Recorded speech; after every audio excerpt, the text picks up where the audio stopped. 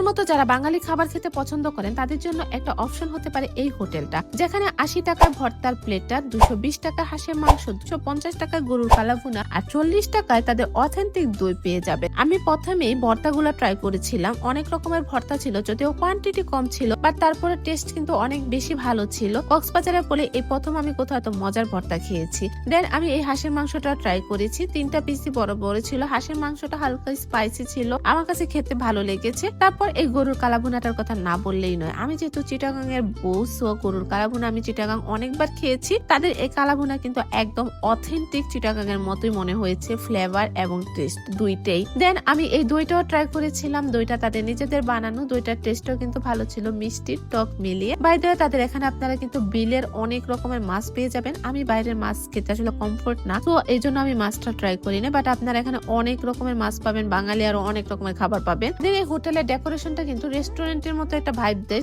এখন আসি আসল কথা, যে এই হোটেলটার নাম কি। এটা কিন্তু গাজীপুরে সবাই চিনে, এটা হচ্ছে হোটেল আল সালাদিয়া। আর তাদের এত এত ভর্তার আইটেম কিন্তু আপনারা অন্য কোথাও পাবেন না। তাদের হোটেলের সবচেয়ে ইউনিক পার্ট ছিল এই অটোটা, মানে অটোতে বসে তারা সব কাজ করে, সো এটাই বেশি আমার কাছে ভালো লেগেছিল।